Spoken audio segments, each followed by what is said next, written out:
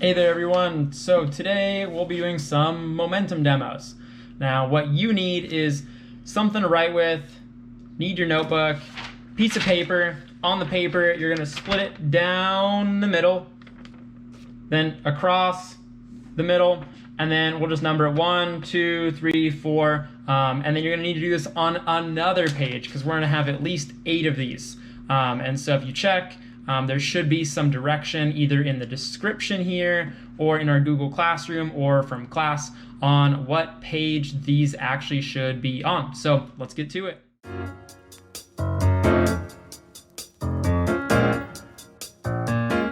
This first demo is actually an old demo. We looked at this last semester in terms of Newton's laws. And all it is I'm holding this bowling ball. It's about 7 kilograms. So I don't know, probably around a little over 15 pounds. I'm standing on this longboard that is sitting at rest. It's not touching the curb. And I just stand up on it. And so you can kind of watch kind of going through it in the beginning.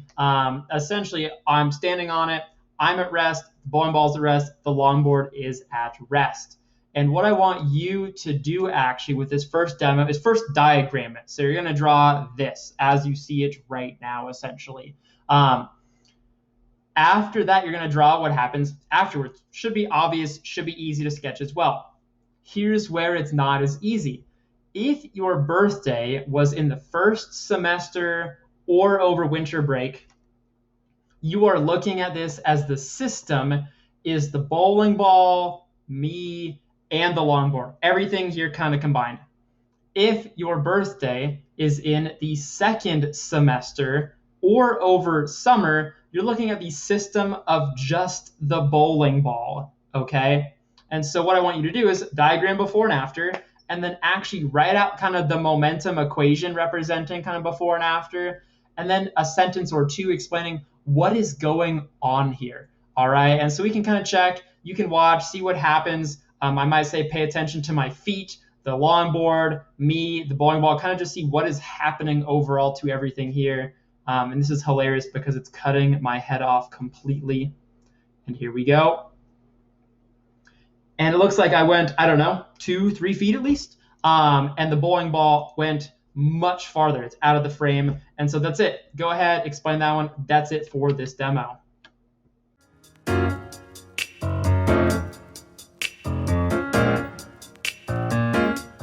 Here is our Newton's cradle.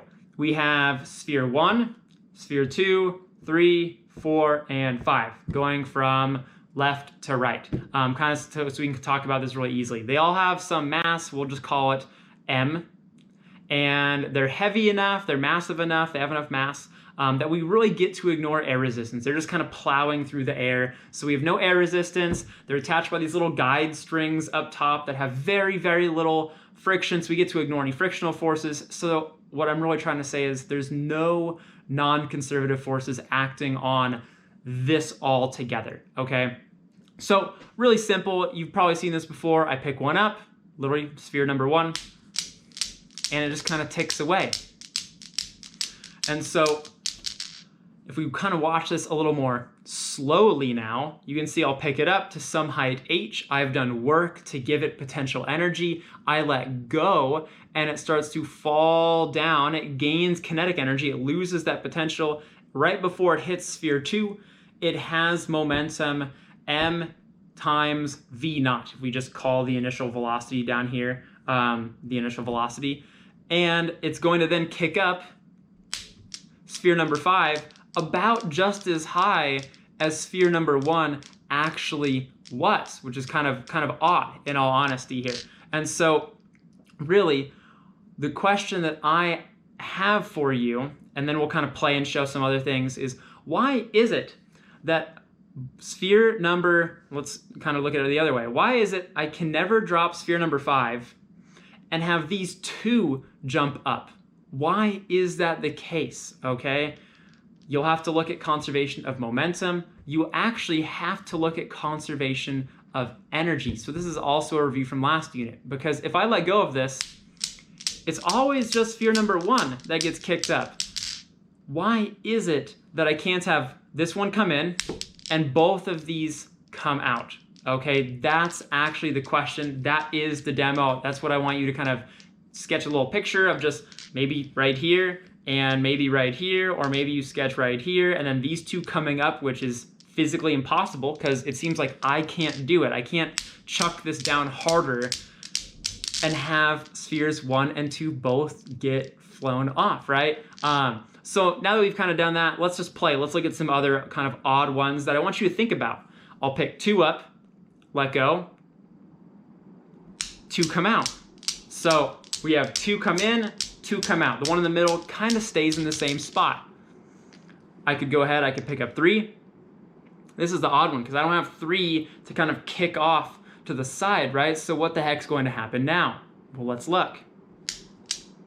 Okay, so 3 come in and 3 come out. In other words, this middle one always is in motion. It's true, it stops at the far end of here and the far end here for like an instant, but really it's the one that's kind of transitioning back and forth to keep that momentum conserved. So now what about 4?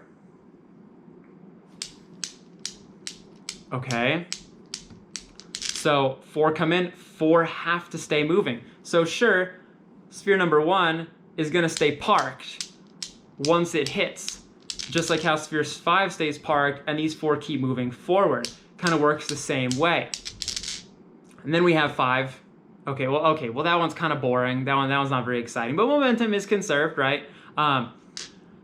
Now let's pick up 1 on each side. Okay, now as this happens, I want to kind of explain this one's momentum is not actually getting bounced back at. It's not hitting here and kicking itself back up. If I let this down, it just dies. If I hold them still, its momentum does not like suddenly reject it back up. I'm just holding sphere number 5 here. So why is it when I pick these 2 up, they both keep bouncing? Why is it that they both don't fall and just die here as well? Well, I want to tell you, sphere number 1's momentum passes through the middle 3. Sphere 5's momentum passes through the other 3 as well. And these momentums actually phase through each other like ghosts, okay? So sphere 5's momentum comes through and kicks sphere 1 up. And at the same time, sphere 1's momentum flies through and kicks 5 up. It's just that they're happening at the same exact time, which is pretty bizarre, right? Now we can pick up 2. Kind of the same thing, right? We could pick up 3 and 2. Well, this is kind of like what we saw earlier.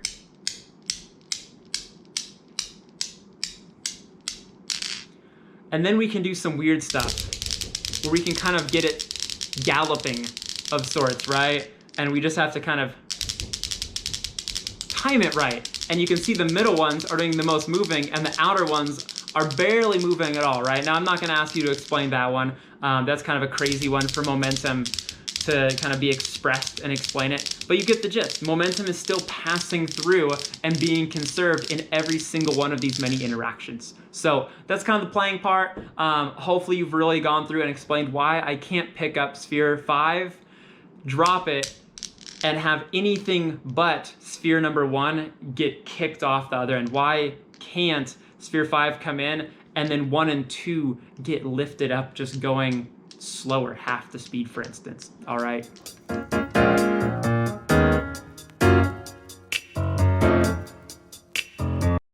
Okay, for this next demo, what we have to do is actually look at first each of the components of our system separately, and then we'll put them together, and I want you to explain what is happening here. So first, let's look at the tennis ball. I'm just gonna drop it from shoulder height, and I want you to kind of be aware of how high it bounces.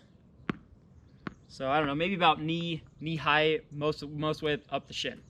And basketball, let's see, a little higher. That one's definitely up to the knee. So my question then is, when I take the tennis ball and I put it on top of the basketball and I drop them from the same height, tennis ball got kicked up, I don't know, probably 15, 18 feet, something like that. So around, I don't know, 5 meters or so. Why does that happen? What is going on here? There's something odd going on with momentum here and its conservation. And you also might want to think about things in terms of impulse, all right? So that's it. We just kind of have this guide, and I want to kind of point out what our system is to start with. So the system is actually, well, the hose, it's the nozzle, and I will tell you, since you can look at the hose and see it's not collapsed, it's not flattened, the hose is actually full of water. So our system is everything we see right now. Hose, nozzle, water in the hose and nozzle. Right, yeah.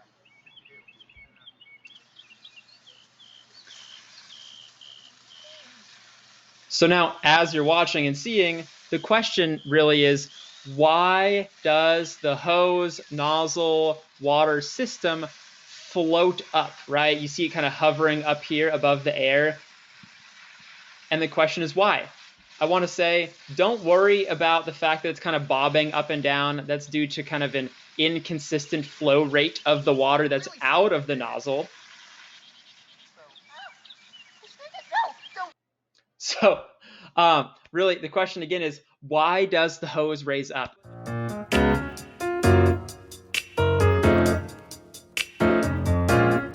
So in this next demo, we're going to be looking at these green momentum carts. We saw these actually in Unit 2 when we kind of looked at some Atwood machines, but now we're going to be looking at these again in terms of momentum. Now, the neat thing about these is each car here is right at 500 grams. They have a little bit of Velcro on the back, so they're a tiny bit over, but for kind of all useful purposes, we'll say 500 grams. And each of these little blocks is also right at 500 grams. So if I put one on top here, I've doubled the mass of it. If I put two on top, now it's 1.5 times the mass. Or I could put it on both here, so now each one is double the mass. And momentum, just to kind of give a little recap, is just the mass multiplied by the velocity it's moving with. So in the beginning, for this first collision, we're going to look at this 3 different ways. This first car is going to come tearing down the lane, and it's going to hit. And so we're going to need to find, we're going to need to know what its mass and velocity is in the beginning. But then once they hit, they're going to move together, essentially. And so then we'll need to know what the mass that's moving is, which, well, is just going to be 0.5 times 2. Each one of these is 500 grams, which is half a kilogram. So they'll be stuck, they'll be moving together, and that will be moving along then at some other speed, some other velocity to the right. And I have my 2 motion sensors so we can kind of track the movement from both ends, but I've unplugged that one. We don't need that one for this first trial because in the beginning, this guy's parked, right? So we'll just watch it all from this end. It'll see this one moving alone in the beginning, and then this will keep tracking them as they move together, kind of away from it still. And so what we're trying to prove and actually figure out is momentum conserved? Now, as long as there's no external force, momentum should be conserved. But as maybe you've noticed, I keep moving this back and it keeps rolling, right? Or maybe it hits a little dip in the table and doesn't roll. What that means is that my table isn't level. It's not perfectly horizontal. It's flat still. It's still a flat table, but it's not horizontal. It's slanted a little bit, right? And so what that means actually is there is a slight, tiny component of gravity that's going to make things speed up to the right, correct? And if anything is pushed to the left, it's going to slow down because gravity's pulling back on it essentially. So I anticipate we should find that at the end, it has a little more momentum than it had in the beginning. So what I'd like you to do actually is just briefly sketch this first. Just sketch the 2 cars, sketch them apart, and show that well, one's going to be moving and the other is not. And then we'll kind of take our data here and go. Go.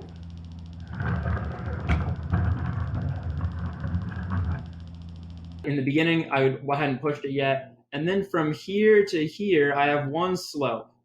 The slope right here of the position and time graph, or in other words, kind of the constant velocity here, is really what I'm looking for. So just for sake here, I want to actually go and do a linear fit on this little section. And I want to look at position 1 here. and I have a slope. And now I also want to find the slope after they hit, because after they hit, they kind of slowed down. They started moving a little slower together. So I want to take a different linear fit right over there. And so I kind of have these two different velocities now. Now, the nice thing is the slope of a position and time graph gives us the velocity. So I can see the velocity here is 4.28 meters per second. And so when I go and look at this, I can kind of write out what my work should look like now. We can represent kind of the before and after of this. And so what I'm going to end up doing is essentially writing out the mass times this velocity in the beginning, that's all the momentum, equals the total mass. So both of the masses added together times this velocity, and we'll see how close they come to being equal.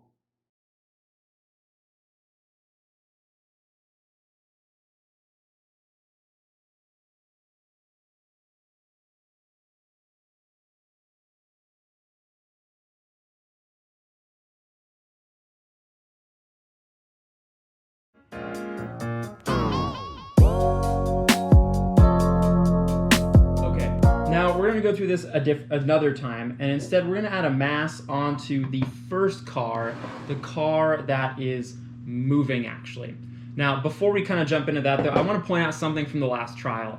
And we found that pretty closely momentum was conserved. We did find that yes, the momentum after, once they stuck together, was a little bit larger. But that does make sense because in this case, since my table is not level, we have this external force, which actually is that parallel component of gravity that's going to make things speed up this way. And so since the car system is moving this way, it should be gaining a little bit of momentum. So we did have an external force here. Now these cars are pretty buttery smooth though until they kind of hit the bump in the table, which is really nice because we really do get to ignore friction, and it works here in this problem. And I also want to point out that for this last question, and maybe I already have pointed this out a little bit, but when we doubled the moving mass, so we doubled the moving mass, our velocity went from like 0.4 something meters per second to 0.2 something meters per second. So it really did cut the velocity in half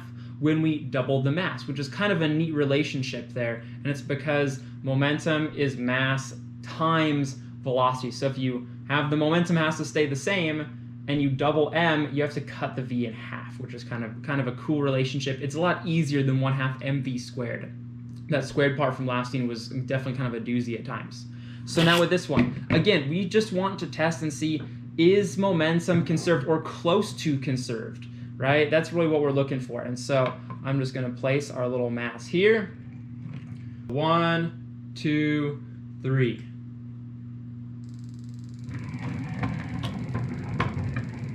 All right, so 1, 2, 3.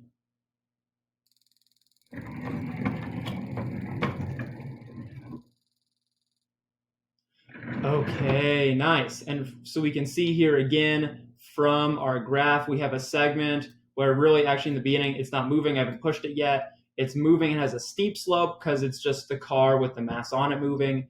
And then we have this flatter slope because now we've kind of stuck this car number 2 to it. And so since we've increased the mass, we have to have decreased the velocity. But now by how much? And I want to challenge you actually right now to kind of think about the relationship. Earlier, when we doubled the mass, the velocity cut in half. Now we have, this is the mass of a car, that's the mass of a car, that's the mass of a car. And so we have 2 times the mass of the car moving, and we're adding on a third mass of the car. So if our system is 3m, if we just call the mass of the car m, which is 1/2 kilogram, we called it just m, we have 2m are moving in the beginning and 3m are moving at the end once they're stuck together. And so what we can do here is go ahead, we can do our linear fit for our after. We'll go ahead, we'll do our linear fit for our before. And I'm trying to make sure that I don't get any of like the data when they collide or when the car was at rest. And so I can see here, oh, we don't have it cutting in half anymore. We've gone from like 0.3288 meters per second to 0.2277 meters per second. So we'll have to kind of take a look and see how does this prove that our momentum is conserved.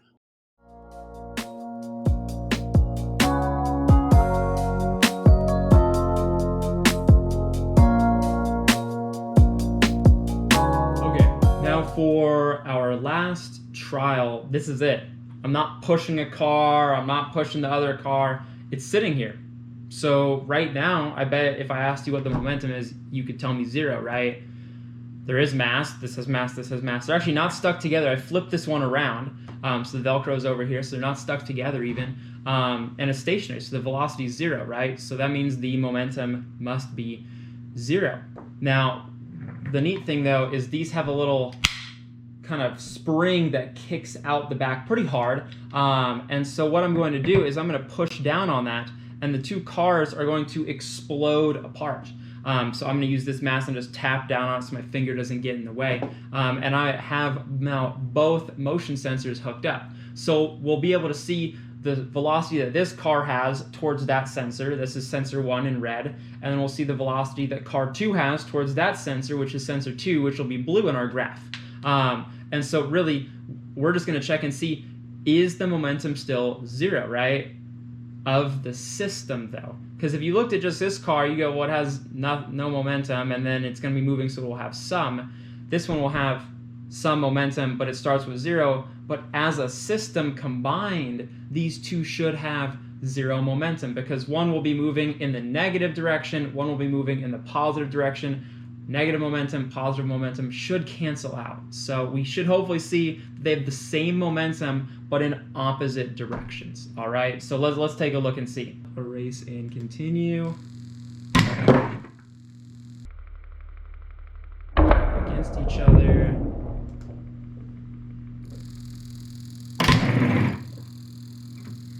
All right. And we don't need these same linear fits as before.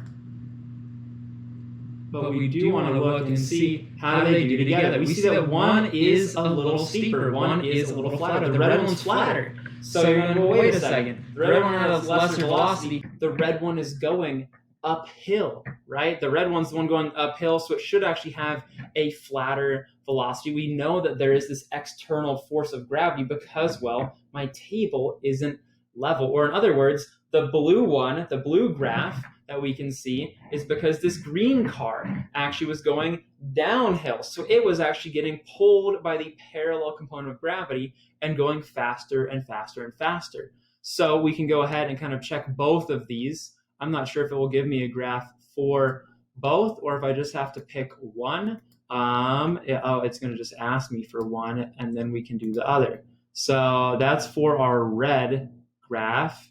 And now let's also do the same for our blue graph. And so here is the car going downhill, is the one that's car 2 going to the right. And then the first one is for car 1 going to the left, and they both have negative slopes, and maybe that's a little confusing. The motion sensors read this as if something's getting closer, it considers that a negative velocity. So we're going to call car 2 as having positive because it's going to the right for us. And we're going to call car 1 the negative velocity because it's going to the left. And so we can see here, their velocities are like noticeably off. They're a little bit off from this explosion. And so we can see here that, well, if I did 0.5 times the first one, negative 0.6148, that we're going to get, well, half of whatever that is, half of 0.6148. And if we did car 2, which is half a kilogram, so 0.5, times its velocity, its slope here of 0.7079, well, we're going to get half of that. And so we're going to find that this guy does have a bigger momentum than this guy, which is what we would expect. But they're not terribly off. They're within what we can easily explain as, well, one's going uphill, it's losing velocity as it goes up. And the other is gaining velocity So it should have a larger one kind of once it reaches the end. So now we'll take a look and kind of see how would we write this out actually kind of symbolically and equation wise.